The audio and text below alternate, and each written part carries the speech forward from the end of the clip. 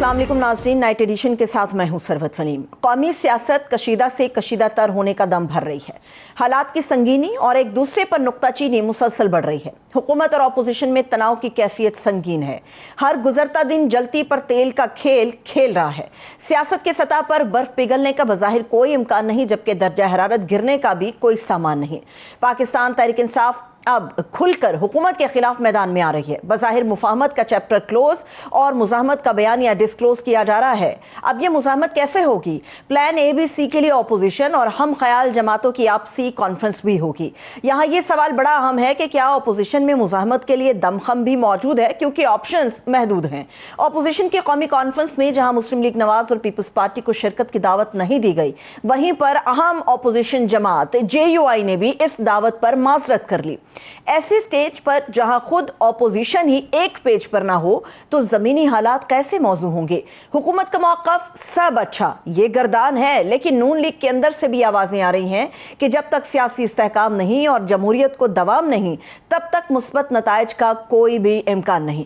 ख्वाजा साद रफीक ने आज इसी जानिब इशारा किया और कहा कि कोई किसी को माइनस नहीं कर सकता। सियासत और सियासी जमातें एक हकीकत है। इन्होंने गैर यकीनी के इस मोड़ पर कौमी इत्तेहाद की ज़रूरत पर भी जोर दिया। आखिर क्या वजह है कि फरीकैन मुज़ाकिरात की मेज़ पर आने को तैयार नहीं? इसी तमाम तर इशूज़ पर बात करने के लिए अपने मेहमान का मैं तारुफ करा देती हूँ। सीनियर सियासतदान भी हैं, साबिक वज़ीर ममलकत भी रहे, और आसिफ करमानी साहब हमारे साथ मौजूद हैं। मैं उनको वेलकम करूँगी। सर, बेहद शुक्रिया, हमारे लिए आपने अपना वक्त निकाला, बहुत मेहरबानी आपकी। सर, इस वक्त जितनी हम सियासत पे बात करें तो उसका जो एक मेन चैप्टर है वो खुलता मुस्लिम लीग नवाज से है। तब के मुस्लिम लीग नवाज जब आप उसका हिस्सा थे, और आज के मुस्लिम लीग नवाज, उनके तर्ज़ सियासत में या तर्ज़ हुकूमत के अंदाज को आप किस तरह से देख रहे हैं? शुक्रिया सरवत बीबी, बहुत मेहरबानी। देखिए, गुजारिश ये है कि मैं जिस मुस्लिम लीग नून का हिस्सा रहा, उसके तो तमाम जो मामलात थे, एक शख्स जिसका नाम मोहम्मद नवाज शरीफ है, वो एक विजन वाला आदमी था और वो एक असूल पर सियासत किया करते थे। लेकिन अनफॉर्चुनेटली अब मामला जौन से हैं, मैं ये समझता हूँ और मैंने बारहा ये कहा है कि अब इनकॉम्पिटेंट, विजनलेस और टॉडलर किस्म के लोग जौन से हैं, उनके हाथ में मामला चले गए हैं। अब पाकिस्तान के जो मसाइल हैं वो बहुत गंभीर हैं। पाकिस्तान इस वक्त किसी भी इतनी जो पोलराइजेशन हो गई है, जैसे आपने अर्ज किया, पॉलिटिकल पार्टीज के दरमियान, इसको खलीज को कम करने की या ख़त्म करने की ज़रूरत है, ना कि इसको बढ़ाने की।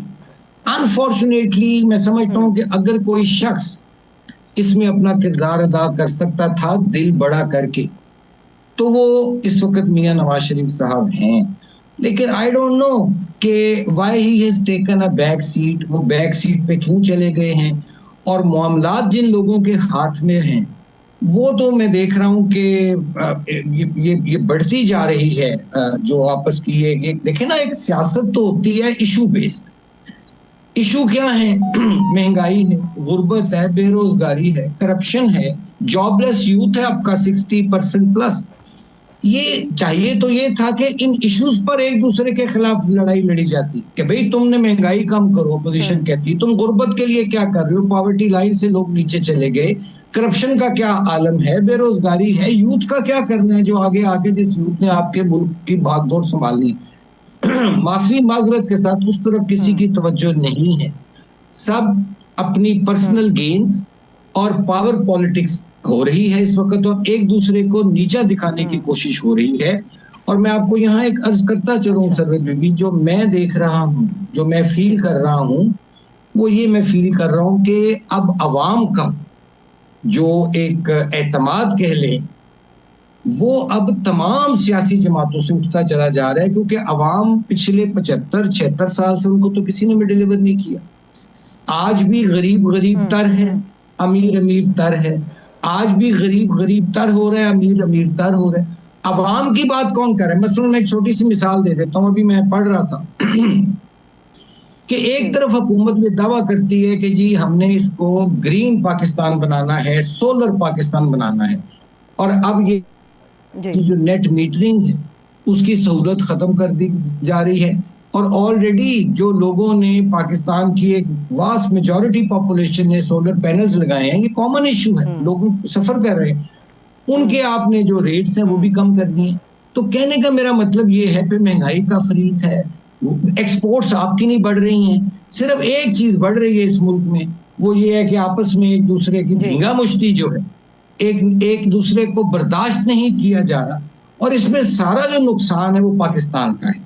आप मुझे ये बताइए, मैं पाकिस्तान कता कलामी की आपसे कता कलामी की माफ़ी चाहूँगी आसिफ करमानी साहब, मैं कता कलामी की माफ़ी चाहूँगी, लेकिन ये जो आप बता रहे हैं कि जी बात और लड़ाई महंगाई पे होनी चाहिए थी, करप्शन पे होनी चाहिए थी, एक आम आदमी के जायज़ हुकूक के लिए होनी चाहिए थी, जमहूरी जद्दोजहद के लिए होनी चाहिए थी, लड़ाई तो आज भी इन्हीं तमाम नकात को लेकर है। लेकिन मसला ये है कि कुर्रा सिर्फ एक पार्टी और एक शख्स के नाम के ऊपर है, लड़ाई तो यही नाम लेकर की जा रही है ना कि महंगाई उसकी वजह से बढ़ गई, करप्शन भी उसकी वजह से बढ़ गई, दरामदाद बरामदाद के अंदर जो एक डिफरेंस आ गया वो भी उस आदमी की वजह से, उस पार्टी की वजह से आ गया, उनकी पॉलिसीज की वजह से आ गया, 3-3.5 साल के दौरे हुकूमत की वजह से आ गया। लड़ाई तो इन्हीं नुक्तों पर है, लेकिन मसला यह है कि कुर्रा उसके नाम का है। देखिए, ये कुर्रा भी अजीब चीज है ये कभी किसी के नाम निकल आता है, ये लॉटरी है एक तरह की कुर्रा जो है। मुझे ये बताइए किस दौर में महंगाई कम हुई? चलिए हम ज्यादा दूर नहीं जाते, पीडीएम की गवर्नमेंट की बात ले, उससे पहले इमरान खान की गवर्नमेंट थी, 150 रुपए लीटर पेट्रोल हुआ तो लोगों की चीखें निकल गई। आज 360-62 रुपए पेट्रोल है।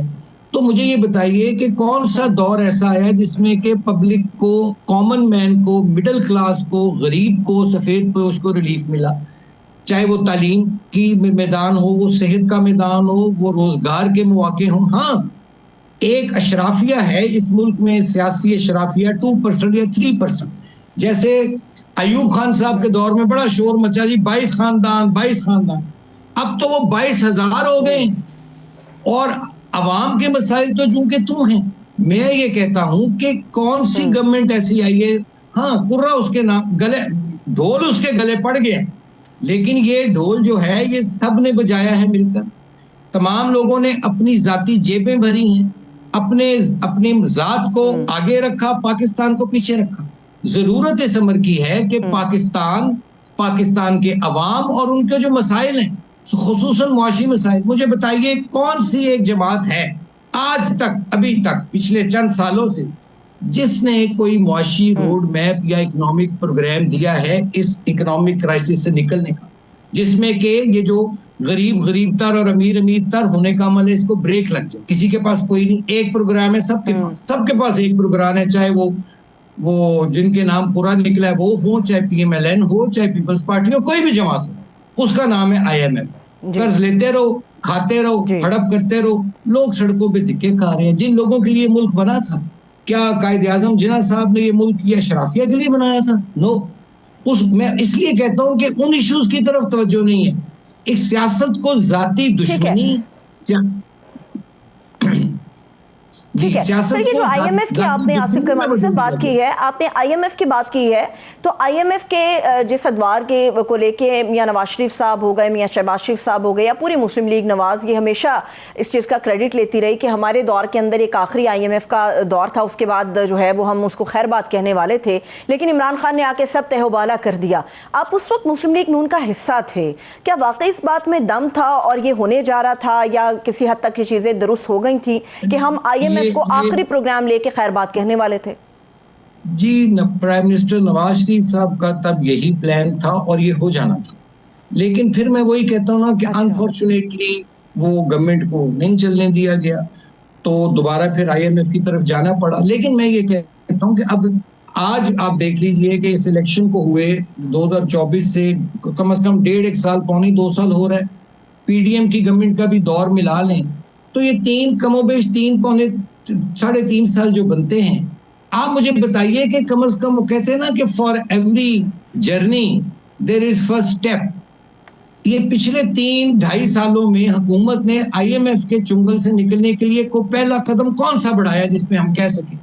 आईएमएफ की आप रिपोर्ट पढ़ लीजिए, वो कहते हैं 5,300 अरब की करप्शन हो रही है या टैक्स चोरी हो रही है।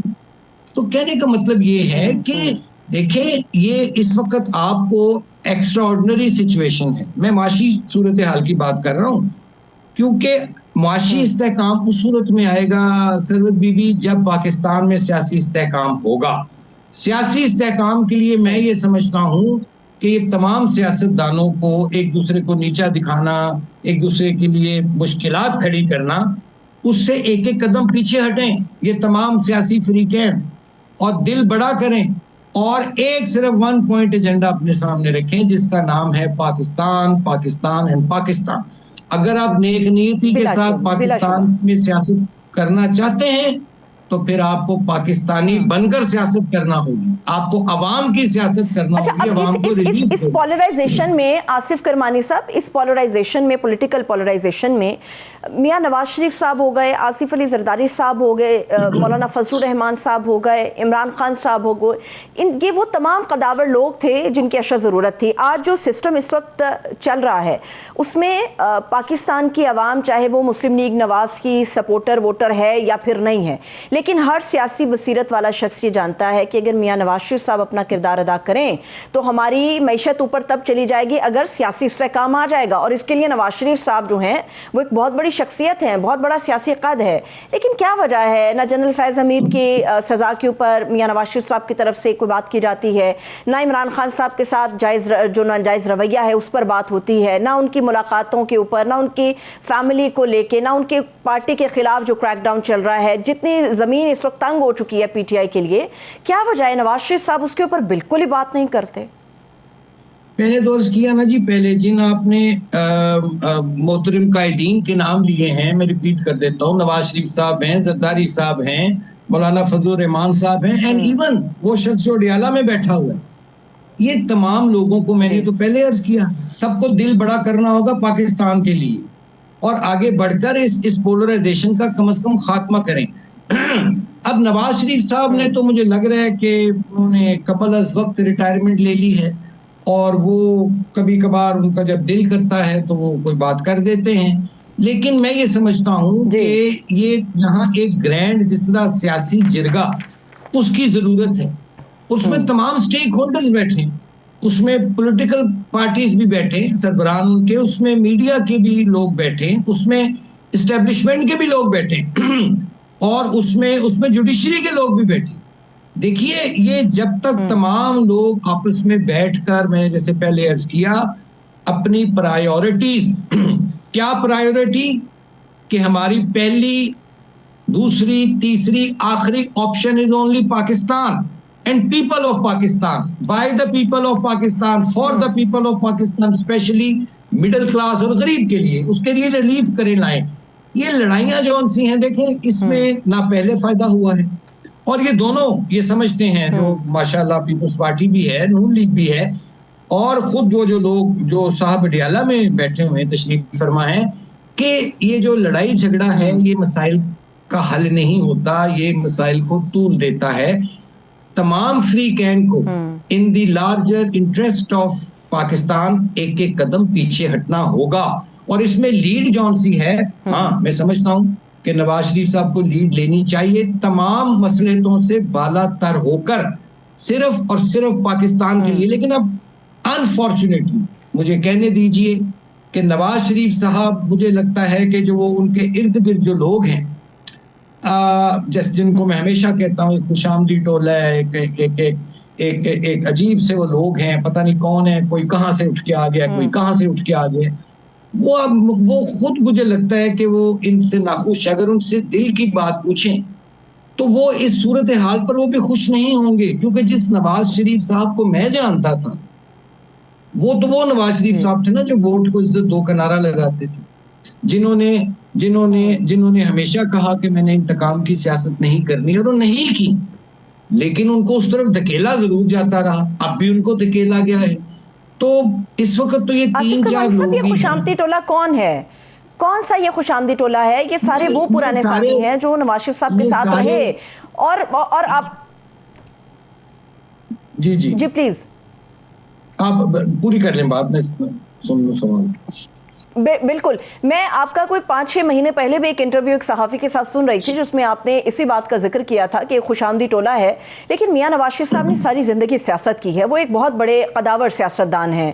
ये खुशामदी टोले में कौन लोग हैं? जब भी हम मियां साहब के लेफ्ट और राइट देखते हैं तो वो पुराने साथी नज़र आते हैं, जिसमें ख्वाजा आसिफ साहब हैं, एहसन इकबाल साहब हैं, इसहाक डार साहब हैं, उनकी अपनी साहबजादी है, परवेज़ रशीद साहब हैं, और दीगर सारे के सारे पुराने लोग हैं। तो फिर खुशामदी टोला कौन है? देखिए, चंद मैं नाम लेने में बिलीव नहीं करता। चंद लोग जो हैं, चंद लोगों के अलावा, वो भी उंगलियों पे 1-2 गिने जा सकते हैं। ये वो लोग हैं जो इनएक्सपीरियंस्ड हैं, जो पीएमएलएन के फेसेस कभी भी नहीं थे, जिन्होंने नवाज शरीफ के चेहरे का मास्क अपने ऊपर लगा लिया है, छाती पे उसकी तस्वीर लगा ली है। मैं पुराने लोगों की बात नहीं कर रहा, जो नए आप देखेंगे तो आपको नजर आ जाएंगे। आप खुद सोचिए ना कि क्या वजह है कि आपको इक़्तिदार भी मिल गया, सब कुछ आपको मिल गया, लेकिन आप डिलीवर नहीं कर पा रहे हैं। जो पुराने लोग हैं वो भी अगर मौजूद हैं, जो नए लोग हैं, डिलीवर क्यों नहीं हो रहा? क्या जो पुराने लोग हैं उनके ज़हनों को जंग लग गया है कि their minds have gone rusted, और जो नए लोग हैं उनके पास इतनी विजन नहीं है, एक्सपीरियंस नहीं है, जिनको मैं टॉडलर्स कहता हूँ, और उनके पास एक है बहुत बड़ा हथियार, वो खुशामद का हथियार है। सब अच्छा है जी, सब अच्छा है जी। ये वही लोग हैं जो नवाज शरीफ साहब को लंदन से यहाँ लाए, गलत उनको मशवरे देकर, और ग्राउंड रियलिटी जौन सी थी वो उनको नहीं बताई। क्या अंधे को भी नजर आ रहा था उस वक्त? I am not for PTI, I am not, मैं कोई पीटीआई ना ज्वाइन करनी है, मैं एक ओल्ड मुस्लिम लीगी मिजाज का आदमी। लेकिन आज आप मुझे बताइए, वो नवाज शरीफ जो 2/3 मेजोरिटीज लेकर आया करते थे, चारों सूबों में हुकूमतें बनाते थे, जीबी में, आजाद कश्मीर में, यार आप उनको ले आए, आके उसको सिंपल मेजोरिटी नहीं मिली। आपने क्यों नहीं नवाज शरीफ साहब को बताया कि ग्राउंड रियलिटी में चेंज आ चुकी है? एक और शख्स जौन सा है वो आपके इस खुशामदी टोले की जाती सियासत और जाती हमलों की वजह से अवाम में पॉपुलर हो चुका है, जो आज अडियाला में बैठे हैं। मुझे अच्छा लगे, किसी को बुरा लगे, आप जितनी उसकी जातियात पर जाते हैं, आपने जातियात की सियासत की, जाती हमले किए, किरदार कुशी की, लेकिन उसकी पॉपुलैरिटी बढ़ती चली गई। ये वो लोग हैं जो मियां नवाज शरीफ साहब के क्या पार्टी पे ग्रिप कमजोर हो गई है?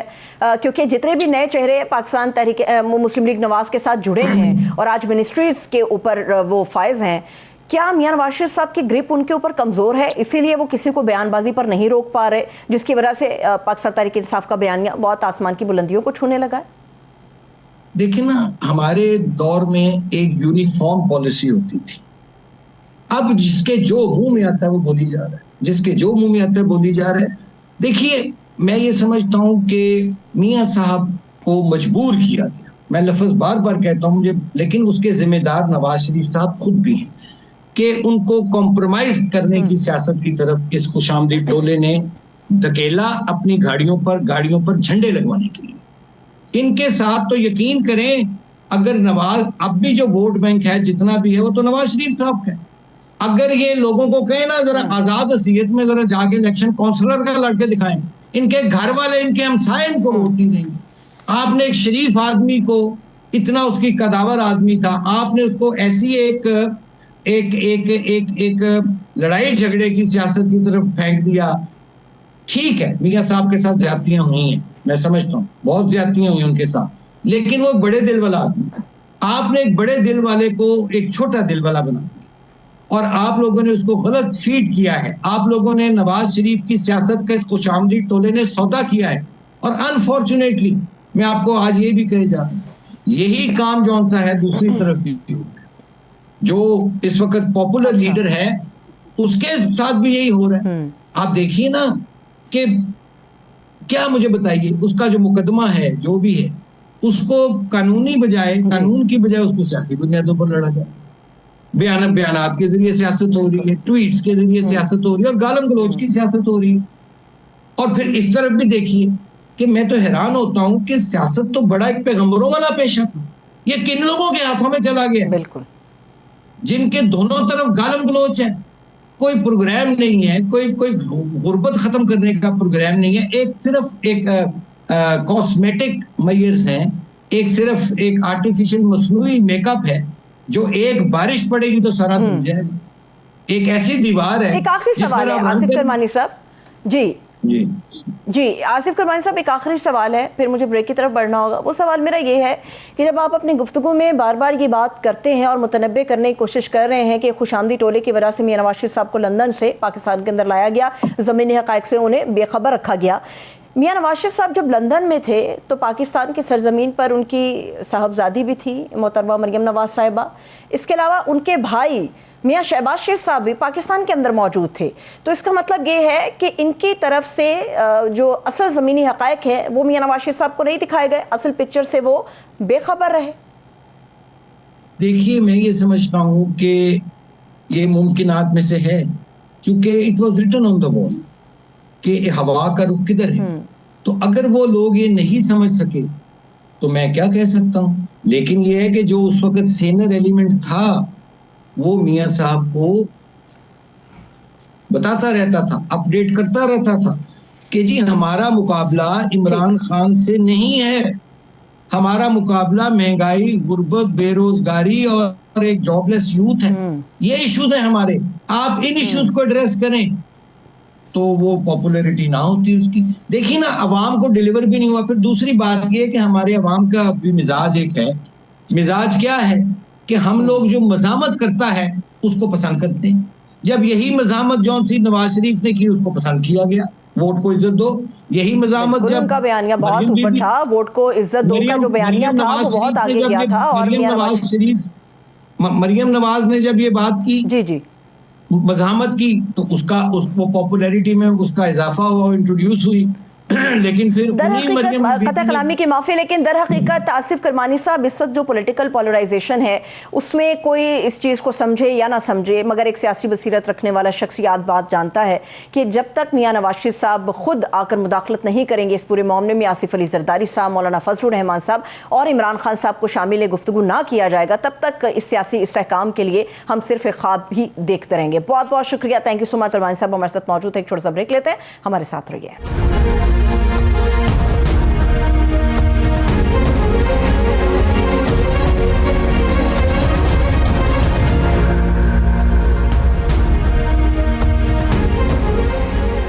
ब्रेक के बाद एक मरतबा फिर से खुश आमदेद कहेंगे। आज पाकिस्तानी सियासत किसी खामोश दरिया की तरह नहीं बल्कि उबलते हुए एक लावे की तरह महसूस हो रही है, जहां हर तरफ शोर है, गुस्सा है, सवाल है, मगर जवाब कम है। ऑपोजिशन अलायंस की 2 रोज़ा कौमी कॉन्फ्रेंस हो चुकी, बड़े बड़े दावे भी सामने आए, ज़्यादातर शुरका यक जुबान नजर आए कि अब मुफाहमत नहीं मुज़ाहमत का वक्त है। लेकिन सवाल यह है कि क्या सिर्फ ऐलान मुज़ाहमत को तहरीक बना देता है या इसके पीछे कोई वाज़े रास्ता, कोई ठोस सियासी हिकमत अमली भी मौजूद होना ज़रूरी है। एक तरफ एक के बाद एक केस में खान साहब हों और पार्टी रहनुमाओं के खिलाफ फैसले आ रहे हैं, लंबी लंबी सजाएं भी हो रही हैं। ये भी कहा जा रहा है कि अभी 9 मई के केसेस की तलवार बदस्तूर खान साहब और PTI के सर पर लटक रही है। इमरान खान साहब के स्ट्रीट मूवमेंट के कॉल के बाद वज़ीर आला सुहेल आफरीदी भी एक्शन लेने की तैयारी में है, मगर हकीकत यह है कि PTI के खैबर पख्तूनख्वा असम्बली के 90 में 70 अरकान असम्बली इस्लामाबाद पुलिस को मतलूब हैं। अब ज़रा रुक कर अगर थोड़ी देर के लिए सोचें, सियासी क़यादत मुसलसल अदालतों में उलझी है तो सड़कों पर तहरीक कौन चलाएगा? और अगर सड़कों पर तहरीक चलेगी तो कानूनी महाज पर दिफा कैसे होगा? ये वो मुश्किल है जिसमें PTI इस वक्त हमें फंसी हुई या धंसती हुई महसूस हो रही है। ऐसे में अपोजिशन अलायंस के सरबराह महमूद खान अचकज़ई कहते हैं कि सबको दरगुजर करके मुज़ाकरात की तरफ आना चाहिए। वो मुज़ाकरात से पहले इमरान खान से मुलाकात भी चाहते हैं, मगर हुकूमती हलकों से माइनस इमरान खान की आवाज़ें उठ रही हैं, यानी कि हुकूमत और अपोजिशन 2 मुख्तलिफ इंतहाओं पर खड़े नजर आ रहे हैं। ये जानना अहम है कि मौजूदा सूरत हाल में PTI को मुज़ाकरात की मेज़ पर बैठना चाहिए या फिर मुज़ाहिमत का रास्ता ही चुनना चाहिए। इमरान खान साहब की स्ट्रीट मूवमेंट की कॉल आने के बाद क्या PTI लीडरशिप के लिए अब भी कोई इब्हाम बाकी है कि अब आगे क्या करना है? इसी इशू पर हम बात कर रहे हैं। तहरीक इंसाफ के सीनियर रहनुमा है, वकील हैं फैसल चौधरी साहब, वो हमारे साथ मौजूद हैं। मैं उनको खुश आमदीद कहूँगी। चौधरी साहब, सबसे पहले तो बेहद शुक्रिया आपके वक्त के लिए। चौधरी साहब, 2 रोज़ा कौमी कॉन्फ्रेंस थी, हो गई, बड़े चेहरे नज़र आए, बड़े लोग उसके अंदर नज़र आए, मगर फैसल चौधरी जो हर प्लेटफॉर्म के ऊपर PTI का डिफेंस करते हुए और इमरान खान की बात करते हुए नज़र आते हैं, वो इस कौमी कॉन्फ्रेंस में शिरकत क्यों नहीं कर पाए? देखिए, मेरा कोई PTI से या किसी और जमात से जो ताल्लुक है, मैं तो इमरान खान साहब की ज़ात की हद तक जो है वही दिलचस्पी रखता हूँ। तहरीके तवज़ुह पाकिस्तान में हमारी जो नुमाइंदगी है मुशफ़ा खोखर साहब की शक्ल में होती है। वो हमारा भाई है और बस उसकी मौजूदगी में हम समझते हैं हम सारे वहाँ पे, तो इसलिए कोई इतना ज़्यादा शौक भी नहीं है। मुस्तफ़ा है, बस वो कर रहा है, दुआ गो है वो कामयाब हो। ठीक है, इस 2 रोज़ा कौमी कॉन्फ्रेंस से आपको लगता है कि कोई मुस्बत नताइज हासिल किए जा सकेंगे, या ये जो मोहम्मद अली दुरानी साहब कह रहे थे कि ये माइनस इमरान खान की इब्तिदा है, तो आपको भी ऐसा ही कुछ शायबा गुजरा हो?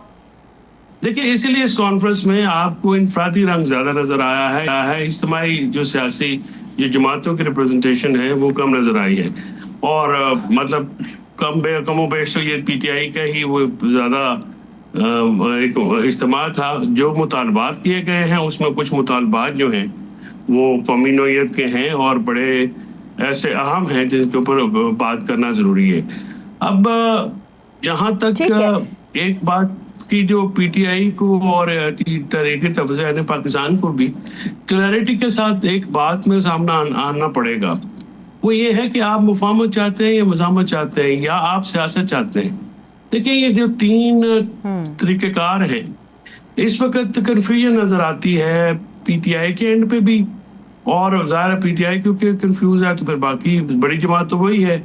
तो फिर आपको तरीके तवज़ुह पाकिस्तान में भी कि जो इनफरादी लोग हैं जैसे महमूद खान साहब हैं या बाकी दोस्त हैं, तो वो भी उनके मरहून मिन्नत हैं।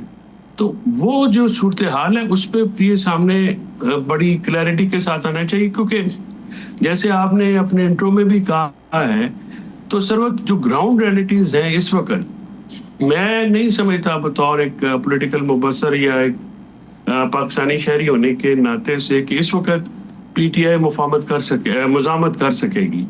उसकी जो ग्राउंड रिक्वायरमेंट्स हैं वो नहीं है इस वक्त। ठीक है, लेकिन फिर इमरान खान साहब ने ये क्यों कहा कि स्ट्रीट मूवमेंट करने का उन्होंने ऐलान करवा दिया डियाला से, और सुहेल अफरीदी उसके लिए तैयार भी हैं। पेशावर के अंदर बाकायदा तौर पे आगाज़ हो चुका है, वाहिद इस्लामाबाद के मुख्तलिफ सेक्टर्स के अंदर सुहेल अफरीदी साहब फिर रहे हैं, लोगों से मिल रहे हैं, तो बाकायदा आगाज़ तो उन्होंने कर दिया स्ट्रीट मूवमेंट का, मुज़ाहमत भी होगी फिर।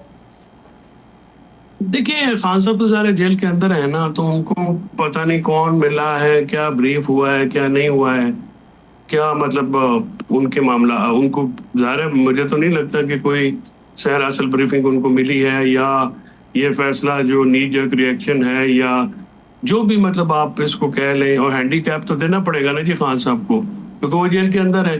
तो मालूमात की जो इस वक्त जो सबसे बड़ा मसला ये है कि जो पंजाब से ताल्लुक़ रखने वाली पीटीआई की लीडरशिप अददन हालिया हमजा या कुछ हमारे कुछ और दोस्त हैं, बाकी तो इस सोच के कायल ही नजर नहीं आते।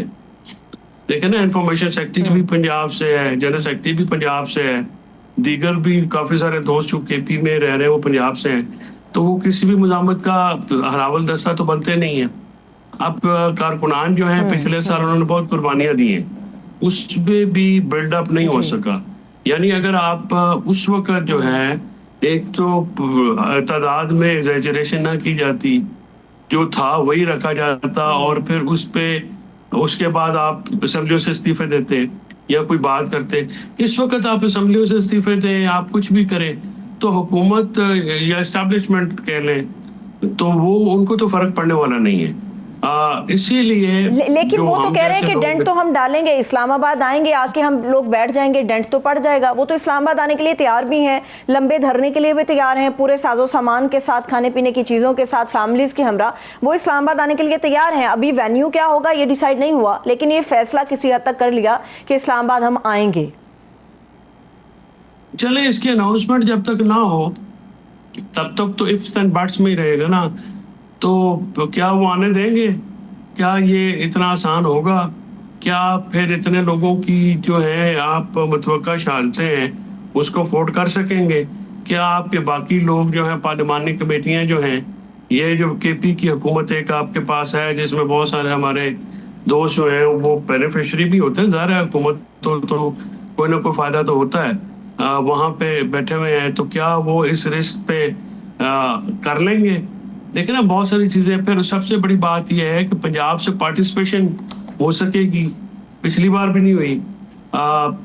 और जिस तादाद में लोग आए थे केपी से, उस तादाद में लोग क्या दोबारा लाए जा सकेंगे? उस वक्त तो फाइनेंशियल मैनेजमेंट अली अमीन कर रहे थे, इस वक्त तो आपके पास जितनी बड़ी तहरीक चलाना चाह रहे हैं, मतलब बहुत सारी निटी-ग्रिटीज हैं, और इस पे बहुत सारे दोस्त जो हैं वो एग्री करेंगे नहीं करेंगे।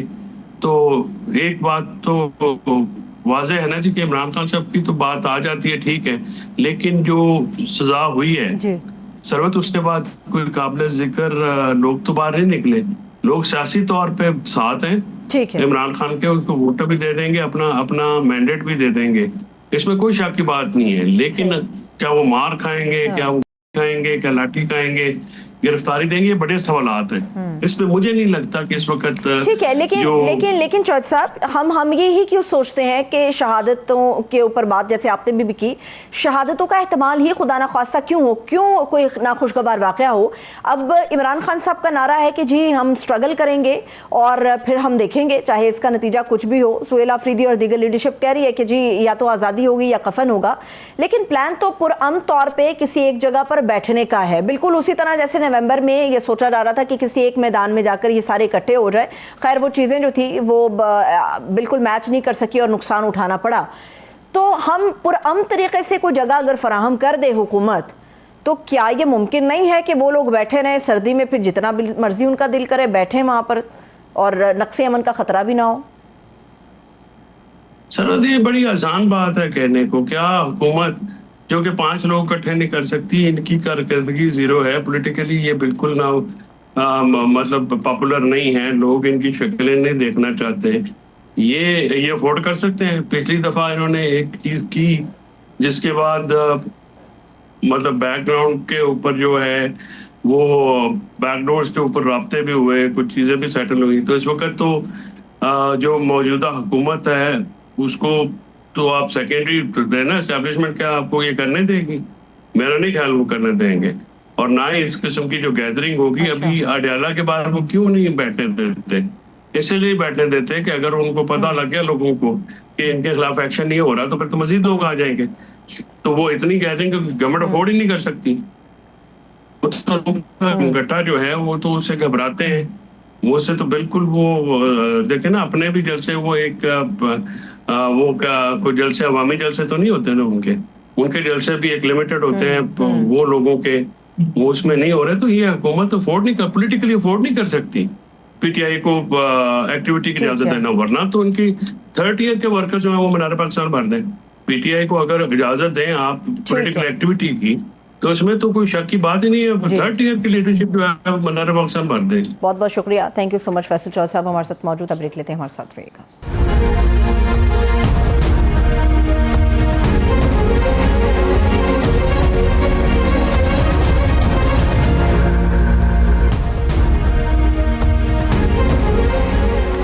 के बाद एक मरतबा फिर से खुशामदीद कहेंगे। तोशाखाना 2 केस में 17 साल कैद की सजा सुनाए जाने के बाद इमरान खान ने अपनी पार्टी को अवामी एहतजाज की तैयारी पकड़ने की कॉल दी थी। अब सवाल ये नहीं है कि एहतजाज होगा या नहीं, बल्कि सवाल ये उठ रहा है कि इस एहतजाज की सिमत क्या होगी और अंजाम क्या होगा। स्ट्रीट मूवमेंट की कॉल एक ऐसे वक्त में आई है जब पीटीआई लीडरशिप मुजाहिमत और मुफाहमत को लेकर कंफ्यूज से ज्यादा गालिबन तकसीम नजर आई है। चेयरमैन पीटीआई बैरिस्टर गौहर ने तो बॉल उठाकर महमूद खान अचकजई और राजा नासिर अब्बास के कोर्ट में डाल दी कि मुज़ाहमत होगी या मुज़ाकरात, इसका फैसला ये दोनों मुअज़्ज़िज़ीन करेंगे। जबकि अपोजिशन की कौमी कॉन्फ्रेंस में महमूद खान अचकजई ने तजवीज़ दी कि मुल्क को दलदल से निकालने का वाहिद रास्ता मुकालमा और दरगुजर है, टकराव नहीं। लेकिन उन्होंने मुकालमे की पहली शर्त इमरान खान साहब से मुलाकात को करार दे दिया। ये जानना अहम है कि क्या ये शर्त दरअसल मुज़ाकरात के बंद दरवाजे खोलने की कोशिश है या फिर कोई एक नया सियासी गिरा लगाएगी। दूसरी तरफ वज़ीर आला खैबर पख्तूनख्वा सुहेल आफरीदी पीटीआई की मुज़ाहमती सियासत का एक नया चेहरा बनकर उभरे हैं। उन्होंने स्ट्रीट मूवमेंट की कॉल आने के बाद डोर टू डोर मुहिम चलाने का ऐलान कर दिया है। ऐसे में यह खदशा भी जाहिर किया जा रहा है कि अगर पीटीआई दोबारा से सड़कों पर आती है तो रियासत का रद्द अमल पहले से ज्यादा हो सकता है। गवर्नर खैबर पख्तूनख्वा का सवाल अपनी जगह पर अहम है कि क्या सजा याफ्ता शख्स एहतजाज के जरिए रहा कराया जा सकता है, और अगर ऐसा मुमकिन नहीं तो फिर स्ट्रीट मूवमेंट का मकसद क्या है? दबाव, डील या फिर महज ताकत का एक मुजाहरा। इन तमाम इशूज़ पर बात करेंगे। हमारे मौजूद मेहमान सीनियर तज्जियाकार अतर काज़मी साहब हमारे साथ मौजूद है। बहुत शुक्रिया अतर काज़मी साहब आपके वक्त के लिए।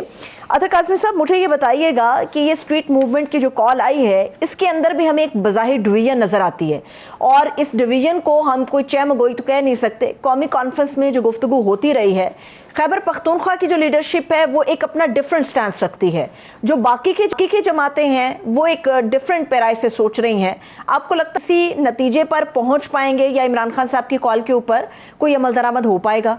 देखिए, बुनियादी जिम्मेदारी तो ये पाकिस्तान तहरीके इंसाफ की है, और इमरान खान साहब ने भी जो मैसेज भेजा है उसमें उन्होंने सोहेल खान आफरीदी का जिक्र किया और कहा कि आप स्ट्रीट मूवमेंट की तैयारी करें। अगर स्ट्रीट मूवमेंट के ऊपर उनके जो इत्तेहादी हैं वो ये कहते हैं कि हम आपके साथ नहीं चलते, तो ये तो नहीं हो सकता कि तहरीके इंसाफ कहे कि जी ठीक है, वो कह रहे हैं तो हम ये ऐसा नहीं करेंगे। लेकिन एंड ऑफ द डे कोशिश ये होगी कि तमाम इत्तेहादियों को सामने साथ लेके चला जाए, और उसमें इत्तेहादियों का साथ होना जो है उससे तहरीके इंसाफ को भी फायदा होता है। जिस तरह आपने भी जिक्र किया कि बैरिस्टर गौर साहब ने सारी जिम्मेदारी अचकजई साहब पे डाल दी, तो कभी वो अचकजई साहब के पीछे जाके खड़े हो जाते हैं, कभी अलामा राजा नासिर अब्बास साहब के, ताकि खुद जिम्मेदारी ना लेनी पड़े। हकीकत ये है कि अचकजई साहब हो जाएं या अलामा राजा नासिर अब्बास साहब हो जाएं, दोनों इंतहाई मोअज़्ज़िज़ शख्सियात हैं, मंजे हुए सियासतदान हैं, लेकिन उनका वोट बैंक या उनकी असेंबली में उतनी प्रेजेंस नहीं है जितनी पाकिस्तान तहरीके इंसाफ की है। तो फैसला तो ये पाकिस्तान तहरीके इंसाफ ने करना है कि आगे चल के उन्होंने किस किस्म की सियासत करनी है, स्ट्रीट मूवमेंट करनी है या बातचीत से मसले का हल निकालना। और जिस तरह आपने भी फरमाया कि क्या स्ट्रीट मूवमेंट के जरिए आप किसी को आजाद करवा सकते हैं, ये वही है चीज है कि क्या मुज़ाकरात के जरिए आप किसी को आजाद करवा सकते हैं। तो मेन तो मेरे ख्याल में चीज ये होगी कि जो अदालती अमल है उसको साफ और शफाफ किया जाए, और इस तरह का दबाव डाला जाए कि अदालतों से ही कोई रिलीफ मिले। ठीक है, लेकिन आपने भी इस चीज़ को डेफिनेटली जज किया होगा अतर काज़मी साहब कि जब इमरान खान साहब की तरफ से कॉल दी गई तो उसमें सोहेल आफरीदी का नाम लेके उनको हुक्म दिया गया कि अब आप इसकी तैयारी पकड़ें। गो कि हमें पता है कि अचकजई साहब हों, अल्लामा साहब हों, मुज़ाकरात और इस पूरे प्लेटफॉर्म की जो एक रिस्पॉन्सिबिलिटी है वो इन दोनों मुअज़्ज़िज़ीन के ऊपर है। लेकिन कॉल को लेके ऐसा लगता है, कल मेरे प्रोग्राम में शफी जान साहब भी मौजूद थे, उससे पहले शफकत अब्बास अवान साहब, और ये जितने भी PTI के लोगों से बात हुई है वो ये समझते हैं कि सिवाय मुज़ाहमत के और कोई रास्ता नहीं है। कोहाट और पेशावर के जलसे में भी कहा गया कि नौजवान तैयार है, अचकजई साहब आप फैसला ले लें। तो क्या वजह है कि किसी भी फैसले पर पहुंचना जो है वो जुए शेर लाने के मुतरादिफ यहाँ पर महसूस हो रहा है, क्योंकि जिनसे मुज़ाकरात करने हैं वो तैयार नहीं है, और अचकजई साहब का बयानिया ही मुज़ाकरात का है। देखिए, अचकजई साहब एक बड़े जीरक और पुराने सियासतदान है, और उनको पता है कि वो फौरन एहतजाज की कॉल तो नहीं दे सकते। वो चाहते हैं कि तमाम एवेन्यूज को पहले एक्सप्लोर किया जाए, और ये जो कौमी कॉन्फ्रेंस हुई अपोजिशन की, उसका भी बुनियादी मकसद ये था कि एक पैगाम दिया जाए कि हम बातचीत करना चाहते हैं, हुकूमत के साथ बातचीत करना चाहते हैं। वो माजी में नवाज शरीफ साहब का नाम भी ले चुके हैं, लेकिन जब भी तहरीक चलेगी सरबत, उसमें पाकिस्तान तहरीके इंसाफ का किरदार होगा। देखिए ना, अचकजई साहब के पास तो वो स्ट्रीट पावर नहीं है, ना ही अलामा राजा नासिर अब्बास साहब के लाखों करोड़ों सपोर्टर्स हैं या वोटर्स हैं, वो तो तहरीके इंसाफ का ही वोटर सपोर्टर है। जब भी बाहर निकलेंगे वो तहरीके इंसाफ के वोटर सपोर्टर्स ही बाहर निकलेंगे, और साथ शायद इनके कुछ लोग भी हो जाएं। तो मेरे ख्याल में तहरीक की बुनियादी जिम्मेदारी तो तहरीके इंसाफ पे आती। हाँ, वो वक्त कौन सा होगा जब ये अनाउंसमेंट की जाए, उसमें शायद वो अचकजई साहब का जो सियासी तजर्बा है उसका फायदा उठाना चाहते हैं कि वो कॉल देंगे तो तब बाहर निकला जाए। लेकिन बुनियादी जिम्मेदारी तहरीके इंसाफ पे आती है, और यही वजह है कि इमरान खान साहब ने भी सोहेल आफरीदी साहब का नाम लेके कहा है कि आप स्ट्रीट मूवमेंट की तैयारी करें, ताकि जब भी अचकजई साहब कोई ऐलान करें तो आप एक तरह से लोगों को बाहर निकालने में कामयाब हों। ठीक है, बिल्कुल। लेकिन काज़मी साहब, 2024 के अख्ताम पे और 2025 के इस पूरे साल के अंदर एहतजाज करने वालों से निमटने की जो पॉलिसी हमने देखी है वो बड़ी ही खौफनाक है, और अगर दोबारा से पाकिस्तान तहरीक इंसाफ इस तरफ बढ़ती है तो इसके कॉन्सिक्वेंसेस पहले से बता दिए गए हैं कि सूरत हाल कहाँ तक जा सकती है। मसला यहाँ पर यह है कि पाकिस्तान के अंदर ये नहीं है कि सिर्फ यही सूरत हाल है, बड़े हमारे पास जीरक सियासतदान भी हैं। आपको क्या लगता है कि मियां नवाज शरीफ साहब माजी में अपना किरदार अदा करते रहे हैं, सियासी टेम्परेचर को डाउन करने के लिए इन लोगों की अशद जरूरत है, तो क्या वजह मियां नवाज शरीफ साहब जो हैं वो इन मामलों पे बात करने के लिए तैयार ही नहीं है? इसके ऊपर सवाल जवाब का एक सेशन करने को भी वो हमें तैयार नजर नहीं आते। देखिए, मुझे नहीं लगता कि नवाज शरीफ साहब इस वक्त कोई किरदार अदा करेंगे। वो तो खुश होंगे, वो तो एंजॉय कर रहे होंगे कि इस वक्त इमरान खान साहब जेल में हैं, क्योंकि अगर उन्होंने इक़्तिदार अपनी अगली नस्लों को मुंतकिल करना है, अगर बिलावल और मरियम बीबी की सियासत को मुस्तकबिल में बचाना है, तो उसके लिए बहुत जरूरी है कि इमरान खान साहब को सियासत से आउट किया जाए। इस वक्त जो हुकूमत चल रही है, आप क्या समझती हैं कि शहबाज शरीफ साहब या नवाज शरीफ साहब का ये सियासी विजन है कि भुट्टो के सियासी वारिस और ज़िया-उल हक के सियासी जानशीन इकट्ठे हुए हैं, या ये शहीद बीबी की ख्वाहिश थी, या फिर ये भुट्टो साहब की ख्वाहिश थी कि मुस्तकबिल में जो है ज़िया-उल हक के सियासी जानशीन जो है वो मेरे वारसों के साथ मिलकर हुकूमत बनाएंगे? ये इकट्ठे इसलिए हुए हैं कि इनको पता है कि इस वक्त इनका कोई सियासी मुकाबला नहीं है इमरान खान साहब से, ये उसका मुकाबला नहीं कर सकते। और इसमें ये इनको सूट करता है कि खान साहब का इस्टेब्लिशमेंट के साथ ही टकराव वाला माहौल रहे, इस्टेब्लिशमेंट के साथ उनकी लड़ाई होती रहे, और ये इसी तरीके से अपने इक़्तिदार को एक तरह से दुआम या तूल देते रहे। तो मुझे नहीं लगता कि जरदारी साहब हो जाएं या नवाज शरीफ साहब हो जाएं, वो कोई मामलात को दुरुस्त करने के लिए कोई किरदार अदा करेंगे। जिस तरीके के मामलात हैं उसका अगर कोई सबसे बड़ा जो है बेनिफिट, जो उसमें कोई बेनिफिट उठा रहा है, तो वो नवाज शरीफ साहब है और जरदारी साहब है, इन दोनों की जमातें हैं। तो मुझे नहीं लगता कि इनका कोई किरदार होगा चीजों को काम डाउन करने में। ठीक है, अभी मुख्तलिफ किस्म के ऑप्शंस हैं जिनको हर प्लेटफॉर्म के ऊपर बयान भी किया जा रहा है। जैसे मैंने पहले कहा, शफी जान साहब आए कल हमारे प्रोग्राम में शिरकत की, तो वो हमारे पास भी इन ऑप्शंस को दोहरा के गए कि हमारे पास जो ऑप्शंस हैं उसमें KPK की सरहद को बंद करने का ऑप्शन भी है, मुज़ाहमत का भी ऑप्शन है, उसमें मुज़ाकरात का भी ऑप्शन है, और चंद ऐसे न्यूट्रल किस्म के सियासतदान जो मुखासमत नहीं रखते और पाकिस्तान के अंदर सियासी दर्जा हरारत को कम करने में किरदार अदा कर सकते हैं, उनसे भी मुआवनत का एक ऑप्शन हमारे पास मौजूद है।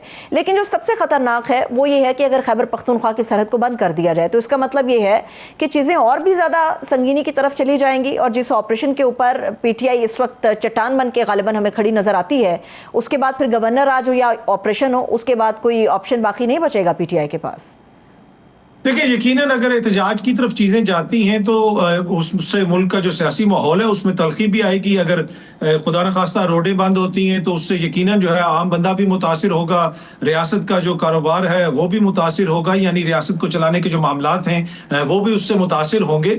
लेकिन चीजें उस नहज पे पहुंचेंगी क्यों, और चीजें इस नहज पे पहुंची भी क्यों है, ये भी तो देखें ना, हमें देखने की जरूरत है। अभी अब तक तकरीबन कई हजार साल की सजाएं सुनाई जा चुकी हैं पाकिस्तान तहरीक इंसाफ के लोगों को, और ये हमें कोई मजाक से नहीं कह रहा, बल्कि अगर आप इनके मुकदमात देखें, एक मुकदमे में 80 बंदा है तो हर किसी को 10-10 साल, तो वही 800 साल सजाएं बन जाती हैं। खान साहब को खुद कितने दहाइयों की सजाएं सुनाई जा चुकी हैं, तो ये 1000-1500 साल से भी ज्यादा की सजाएं सुनाई जा चुकी हैं। लेकिन क्या इन सजाओं के बाद भी मुल्क का माहौल बेहतर हुआ है? क्या अभी कोई कह सकता है कि तहरीक इंसाफ की सियासत कमजोर हो गई है और हुकूमत का बयानिया आपको कहीं पे नजर आता है? नहीं, वैसा माहौल मुझे नजर नहीं आता। तो उसमें यकीनन फिर हुकूमत की साइड से भी जिम्मेदारी है कि आप चीजों को बेहतर करने के लिए क्या कर रहे हैं। अगर आप अदालतों में देखें, आपने 26वीं तरमीम की, 27वीं तरमीम की, जिसके ऊपर अक़वाम मुत्तहिदा ने तहफ़्फ़ुज़ात का इज़हार किया है। मामला सिर्फ PTI का नहीं है, अक़वाम मुत्तहिदा का तशद्दुद के हवाले से जो उनकी रिपोर्ट आ रहे हैं, उन्होंने बाकायदा बयान जारी किया कि आपने जिस तरीके से साबिक वज़ीर आज़म को कैद में रखा हुआ, ये मुनासिब नहीं है, इसको देखें। तो मैं समझता हूँ कि जहाँ पे तहरीक इंसाफ पे जिम्मेदारी आती है, वहीं पे हुकूमत को भी देखना चाहिए। बहुत सारे मामलात ऐसे हैं, अगर हुकूमत उनको देखे, तहरीक इंसाफ को एंगेज करे, तो खुदा ना खास्ता हम इस नहज पे पहुंचेंगे ही नहीं, उससे पहले ही चीजें बेहतर हो जाएंगी। ठीक है, बहुत बहुत शुक्रिया, thank you so much. Senior Tajia Kazmi साहब हमारे साथ मौजूद थे। इसके साथ ही मुझे इजाजत दीजिए, अपना बहुत सा ख्याल रखिए, खुदा हाफिज।